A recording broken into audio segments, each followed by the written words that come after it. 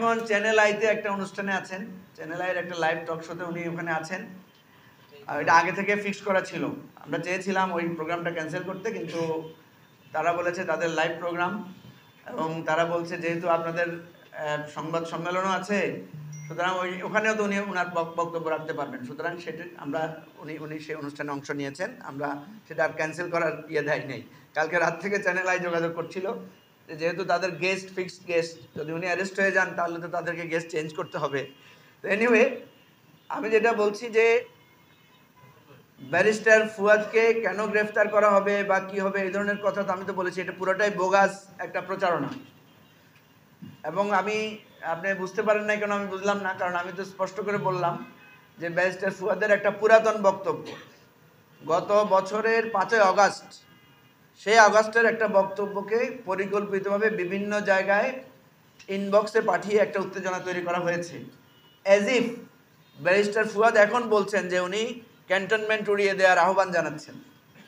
এটা 2024 সালের 5ই আগস্টের একটা বিশেষ পরিস্থিতিতে একটা বিক্ষোভ সমাবেশ থেকে বলা, এটা বাংলাদেশের কোনো মিডিয়াতে সেভাবে প্রচারও হয় নাই।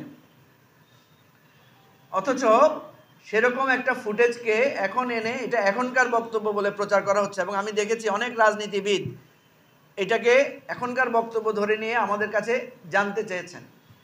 আপনারা ভালো করে তাকালে দেখবেন ওখানে কিন্তু পাশে অ্যাডভোকেট তাজুল ইসলাম দাঁড়ানো আছেন, যিনি chief prosecutor of the international crime tribunal. উনি তো আমাদের দল থেকে পদত্যাগ করেছেন প্রায় আজকে 8 মাস 9 মাস হয়ে গেছে, প্রায় 6 মাসের মতো হয়ে গেছে। তাহলে উনি ওখানে দাঁড়ায় বক্তৃতা দিলেন কিভাবে? এটা তো বোঝাই যাচ্ছে এটা অনেক পুরানো। রাজনীতি করার জন্য এবং নতুন ধারার রাজনীতির উনি একজন প্রবক্তা, যার কারণে আমরা দেখি সর্বস্তরে তার একটা কথার গ্রহণযোগ্যতা তৈরি হয়েছে।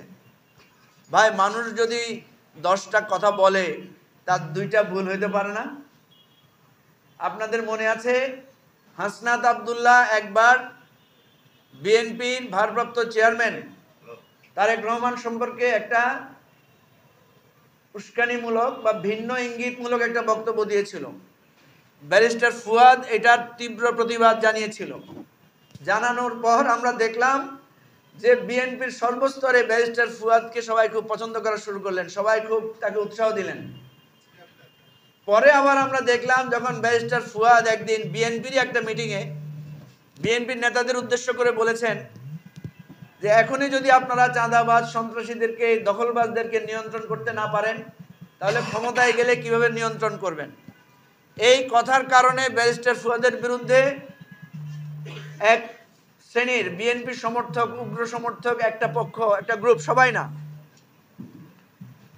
ব্যাপকভাবে তার বিরুদ্ধে আবার ক্ষোভ প্রকাশ করা শুরু করলেন।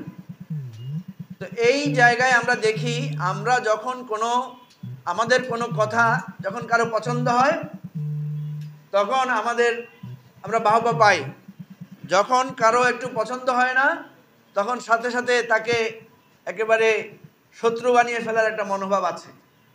তো সেজন্য আমরা দেখেছি ব্যারিস্টার ফুয়াদ যখন কিছু কথা বলেছেন, বাংলাদেশ সেনাবাহিনীর কিছু কিছু সদস্যের রাজনৈতিক বিষয়ে যখন উনি কথা বলেছেন, এই বিষয়টাকে প্রাতিষ্ঠানিকভাবে সেনাবাহিনীর বিরুদ্ধে লিখে অনেকে অনেক কথা বলেছেন।